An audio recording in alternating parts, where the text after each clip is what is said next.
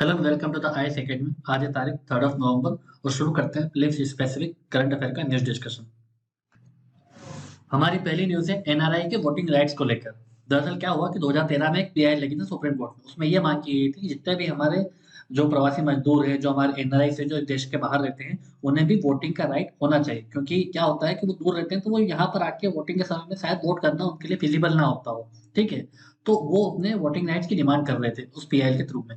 तो अब supreme court के सामने जो केंद्र सरकार है उसने और इलेक्शन कमीशन दोनों ने हमी भरी कि हाँ, हम ऐसे विचार देख रहे हैं, हम ऐसे तरीके देख रहे हैं जिससे ये इंश्योर किया जा सके कि जो एनआरआईस हैं और जो मजदूर जो हमारे ही देश के अंदर है, जैसे बिहार का कोई मजदूर अगर तमिलनाडु में है, तो अगर वो वोट करना चाहता है बिहार के इलेक्शन में तो कैसे वोट कर सकता है, इसका भी तरीका निकाला जा रहा है। तो उस चीज को प्रिंसिपली हामी भरती गई है। मतलब अब 2024 के इलेक्शन से शायद हमें देखने को मिले कि प्रवासी मजदूर चाहे वो देश के बाहर रहता हो या देश के किसी अन्य राज्य में हो, वो अपना वोट डाल सकता है।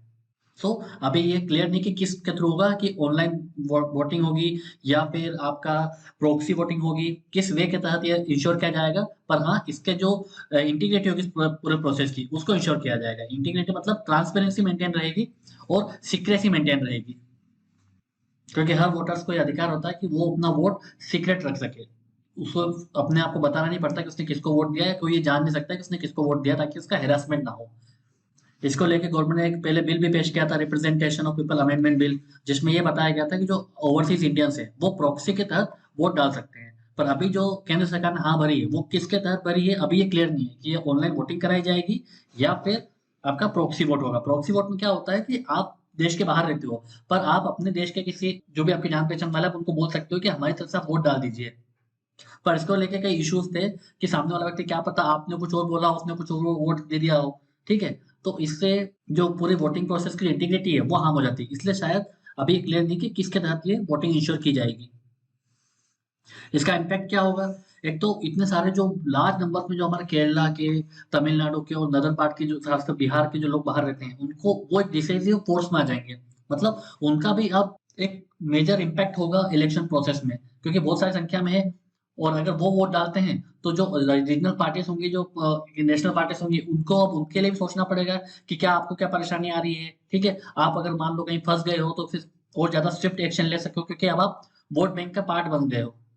रिमोट वोटिंग क्या होती है?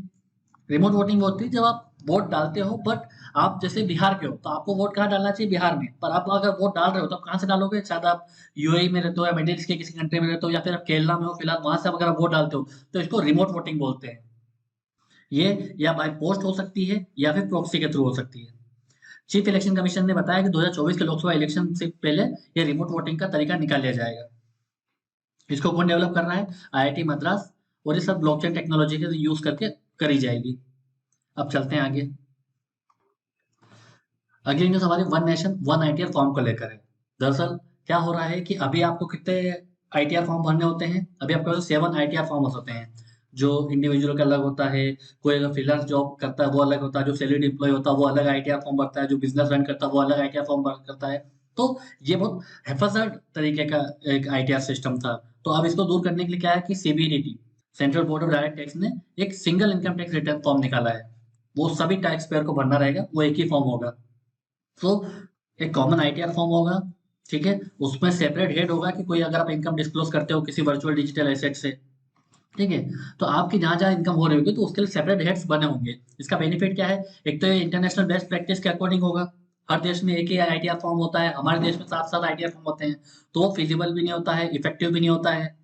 और इससे क्या होगा कि ये इससे आईटीआर फॉर्म भरने में ईज रहेगा।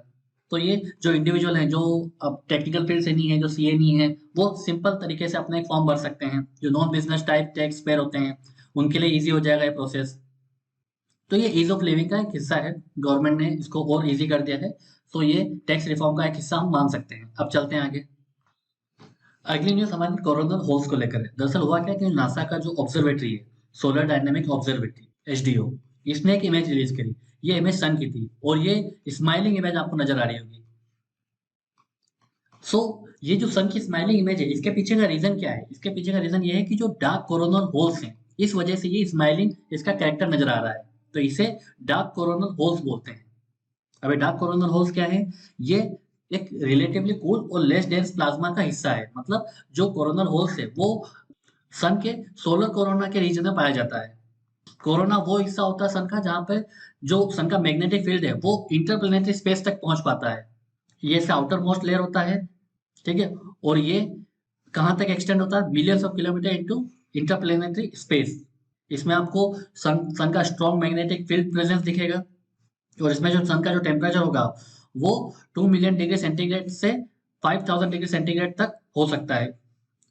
तो ये हमने देखा कि जो स्माइलिंग फेस है सन का, वो किसकी वजह से है, कोरोनल फॉल की वजह से है। कोरोनल फॉल क्या है, जो कोरोना में जो सन का कोरोना होता है उसका रिलेटिवली कूल और लेस डेंस प्लाज्मा की जो सिचुएशन होती है उसे कोरोनल फॉल कहते हैं।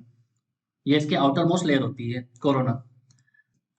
अब देखते हैं नासा का सोलर डायनेमिक ऑब्जर्वेटरी क्या है। ये 2010 में लॉन्च हुआ था। ये किसका पार्ट है, लिविंग विद स्टार प्रोग्राम। ये नासा का प्रोग्राम है, इसका ये हिस्सा है सोलर डायनेमिक ऑब्जर्वेटरी का। इसका काम ये है कि जितने भी सोलर की एक्टिविटीज हैं उसको मॉनिटर करना और सन के इंटीरियर सरफेस और एटमॉस्फेयर को मॉनिटर करते रहना, उसकी स्टडी करते रहना। अब चलते हैं आगे। हमारी अगली न्यूज सीएससी रिपोर्ट को लेकर है, जो कि नेचुरल डिजास्टर्स का है। इसकी रिपोर्ट बहुत ही शॉकिंग है और ये आप अपने एग्जाम में स्पेसिफिकली लिख सकते हो। तो जो सीएससी की रिपोर्ट है वो क्या बताती है कि इंडिया ने लगभग एवरी डे, हर दिन एक ना एक नेचुरल डिजास्टर देखा है, और वो भी फर्स्ट 9 मंथ्स ऑफ 2022। मतलब 2022 के 9 मंथ में, मतलब जनवरी से लेकर सितंबर तक हर दिन भारत ने कोई ना कोई नेचुरल डिजास्टर देखा है। मतलब 273 दिन में 242 दिन इंडिया ने नेचुरल कैलेमिटी फेस की है। डिजास्टर में क्या क्या है, हीट वेव्स है, कोल्ड वेव्स है, साइक्लोन्स है, लाइटनिंग है, हेवी रेनफॉल है, फ्लड है, लैंडस्लाइड है। सो देखो इंडिया कितना प्रोन है नेचुरल डिजास्टर्स को लेके। हमें कितना प्रोएक्टिव रहना पड़ेगा नेचुरल डिजास्टर के कैलेमिटी को काउंटर करने के लिए, उससे अडॉप्ट करने के लिए, उसके इम्पैक्ट को मिटिगेट करने के लिए। अगर मोस्ट अफेक्टेड स्टेट्स की बात करें तो मध्य प्रदेश सबसे ज्यादा अफेक्टेड स्टेट है। अगर डेथ सबसे ज्यादा रिपोर्ट हुई तो वह हिमाचल प्रदेश में, उसके बाद मध्य प्रदेश और आसाम में। लाइटनिंग देखी गई, स्टॉर्म देखा गया, हीट वेव्स देखी गई। अगर डैमेज की बात करें, जो हाउस और प्रॉपर्टी डैमेज सबसे ज्यादा रिपोर्ट हुई है आसाम में। वर्स्ट हिट रीजन कौन से हैं, जो सेंट्रल और नॉर्थ वेस्ट इंडिया है उसने सबसे ज्यादा इंसिडेंट रिपोर्ट किए हैं। और सबसे ज्यादा ह्यूमन लाइफ भी कहाँ गई है, सेंट्रल इंडिया में सबसे ज्यादा ह्यूमन लाइफ गई हैं। उसके बाद ईस्ट और नॉर्थ ईस्ट इंडिया में। तो इस रिपोर्ट में जो डाटा है हमारे मेंस के आंसर में कोड कर सकते हैं कि जो इम्पैक्ट ऑफ क्लाइमेट कैसा है, ठीक है। नेचुरल डिजास्टर्स के सेक्शन में आप इसे इंक्लूड कर सकते हैं डाटा को। अब चलते हैं आगे। हमारी अगली न्यूज टाइगर रिजर्व को लेकर। दरअसल यूपी को एक चौथा टाइगर रिजर्व मिल गया है, रानीपुर टाइगर रिजर्व। अगर टोटल नेशन वाइज देखें तो हमारे इंडिया का ये 53rd टाइगर रिजर्व होगा, रानीपुर टाइगर रिजर्व। ये कहाँ पे है, ये उत्तर प्रदेश के चित्रकूट डिस्ट्रिक्ट में। यहाँ पे चित्रकूट है, यहाँ पे जो रानीपुर वाइल्ड लाइफ सेंचुरी है, ऐसे अब रानीपुर टाइगर रिजर्व दर्जा दे दिया गया है। ये जो रानीपुर टाइगर रिजर्व है ये यूपी का चौथा टाइगर रिजर्व होगा। इसके अलावा जो दुधवा, पीलीभीत, अमनगढ़, ये टाइगर रिजर्व थे यूपी के। अगर रानीपुर वाइल्ड लाइफ सेंचुरी की बात करें तो कब बना था ये, 1977 में बना था ये।